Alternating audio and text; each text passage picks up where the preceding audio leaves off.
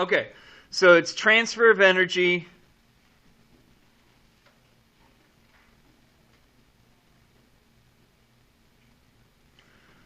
through the collision of atoms.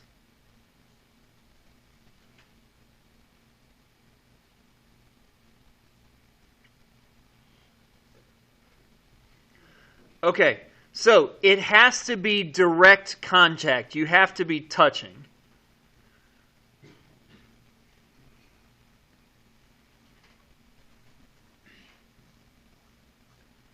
Okay? And what happens is the physical kinetic energy of one transfers in the physical kinetic energy of the other, and heat gets transferred. So the one with more kinetic energy gives its heat or gives its energy to the other one, and that's the transfer of heat. Think about like walking through a crowded hallway and bumping into people. As you bump into people, you give them energy, you lose energy, you do that kind of thing. That's what's going on with direct contact. So, collisions,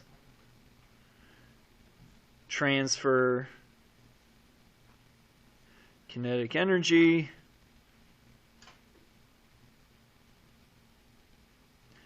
in the form of heat.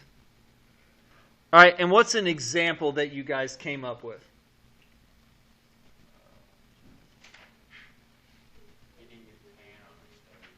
All right, so your example was heating a pan on a stove.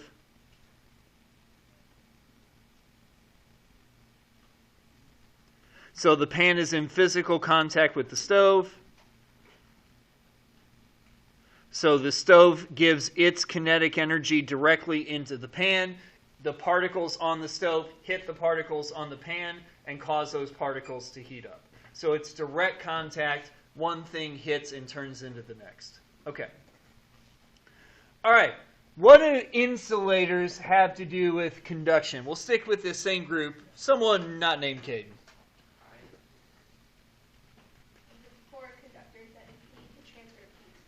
Good. So insulators do not allow heat to transfer well. So they do transfer heat by contact, but they don't do it very well. So insulators do not transfer heat well.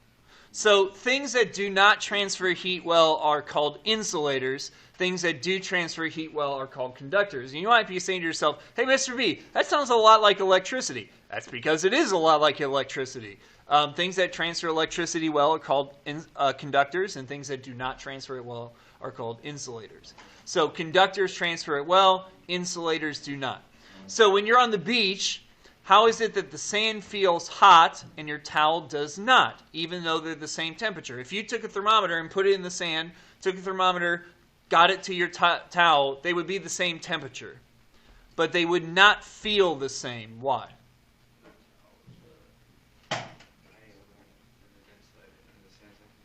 Yes.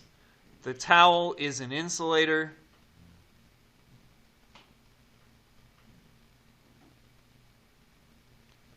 And the sand a conductor.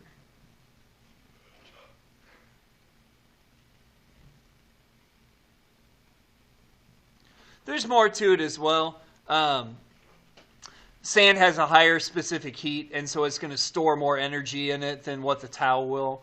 But those two things kind of go hand in hand, but that's a good starting point for us here. All right, way in the back, convection. Tell me about convection. What is it? How does it work? What's an example? Hotter fluids rise because they're less dense, and cooler fluids fall because they're more dense. An example is like a pot on a stove. Yep. So hotter fluids rise because they're less dense. Cooler fluids sink.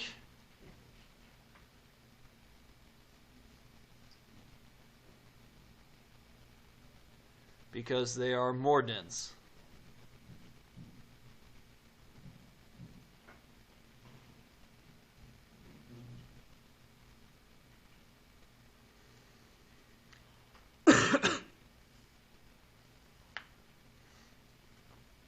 Okay, and this is called convection. This process then repeats. So now the stuff that's at the bottom heats up, and it rises, and then the stuff at the top is cooler, and it sinks. So you have this constant circular motion. Here's my pot, here's my water. So you have this constant circular motion of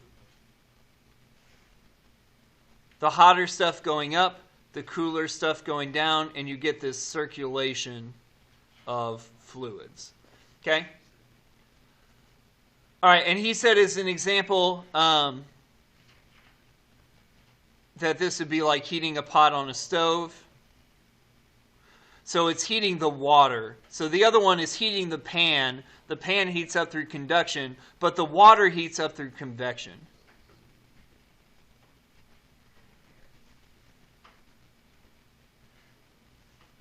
And you all know this instinctively. What happens to the water when it boils? It bubbles, right? Because the water from the bottom is coming up and the water from the top is going down, and it makes a circulation. Okay? And so that's what's happening. It's physically moving from one place to another. You may have heard of convection ovens. Convection ovens do this too. They circulate the air in the oven. It helps things be crispier, and it helps things heat up faster. Air fryers are a similar process. Okay? All right, let's say you live in a 2-story house with heating and cooling vents on both floors. During the summer, you're supposed to shut the downstairs vents and open the second floor. In the winter, you do the opposite. Why? We'll stick with the guys in the back. Why do you think that is? It's because hot air rises. And so, Yep. if you open the vents, the cold air will go upstairs, and in the winter, the hot air goes downstairs. Good. So, in your house, in the winter, you're going to pump heat into your house. And we know that hot air rises. Okay?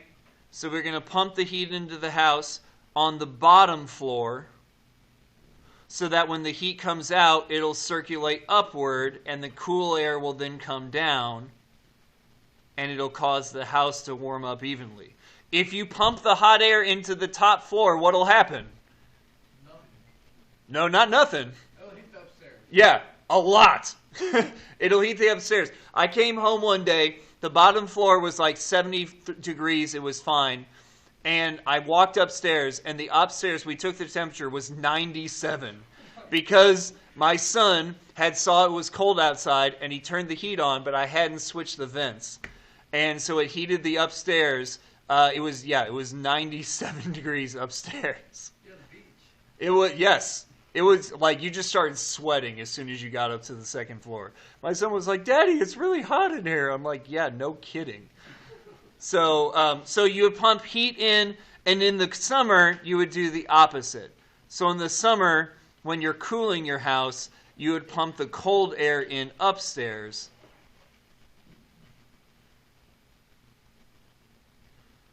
So that the cold air will sink and the hot air will rise up. Okay? So that's kind of the idea of what's going on here. Good. Okay. B. I confess, B has very little to do with convection, but it's a very interesting thing. So if you've ever done this before, and you can do this, just don't breathe into anyone's face. Okay? We're far enough away from COVID that we can have things come out of our mouths and be okay. But we're not far enough away from COVID that we don't need blowing in people's faces. Okay? But if you blow on your hand quickly, the air feels cold. And if you blow on your hand slowly with your mouth open, it feels hot. So what's the difference? The difference is when you blow quickly, it does not transfer the heat very well. And so it kind of acts as an insulator. And it basically is because it's fast air, so it expands, and when it expands, it cools. So this is what it kind of has to do with convection. So the fast air expands, cools and then will sink. If you're wondering, why does wind cool you off? This is why. It's because the air is going fast, so it expands. That makes it colder, so when it goes over you, it feels colder. You transfer heat into it. And then the cold air expands, and then it warms up, sinks, and all that kind of stuff. Okay? So that's the idea.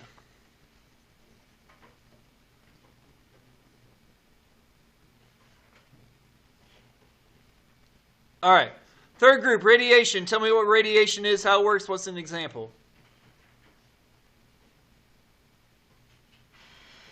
Well, don't everyone talk at once. 1, 2, 3, not it. I didn't hear Landon. The release or absorption of radiant energy in the form of electromagnetic waves. An example is the sun to the earth. Good. So release or absorption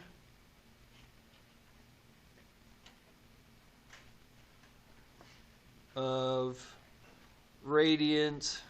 Radiant just means coming out of. Radiant energy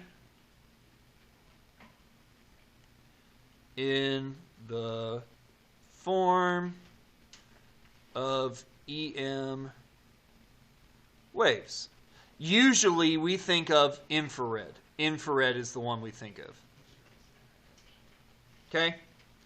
Something mentioned, there is no physical particle. So there's no conduction, there's no convection, there's no motion of particles. There's no physical particle. It's just energy.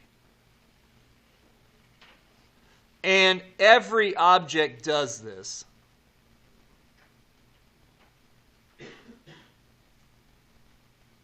So you do it. If you put your hand over your arm, you're going to feel the energy coming off of it.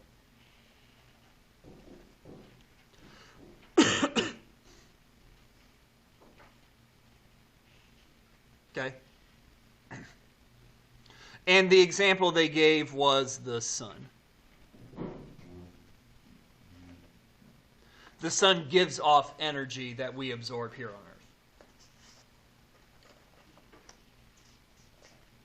All right, space is a vacuum. No particles exist between Earth and the sun. How does the sun warm the Earth? Not Landon this time. He already went.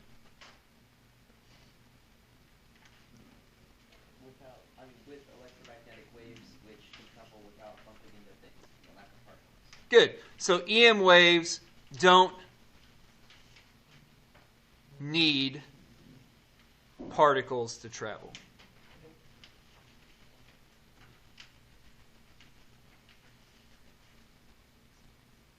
EM waves don't need particles to travel.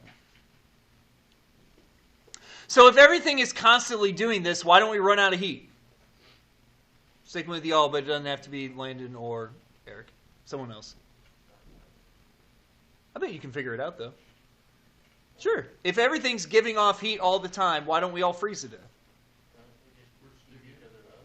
Because we're also absorbing. We don't only give it off, we also absorb. So we absorb and emit. Yes, I'm giving off heat, which is then getting absorbed by y'all. So you give off heat, but then you absorb each other's heat too. And in fact, you can even absorb your own heat if you're wearing something like, I don't know. Clothes. Will for the win. Yeah, why do we wear clothes? Because they keep our energy in. We radiate the heat, it hits our clothes, it bounces back, and we absorb the heat. Yeah, that's why you wear clothes. In the wintertime, you wear more clothes so you catch more energy. I'm going to be a physics professor the next 6 Yeah, you are. Tell you what. Will already knows. Will's got this down. I'm learning to proportion. He's teaching me all I need to know. He teaches me everything. That is literally the goal of the class. So good. I'm glad you're learning something, Will.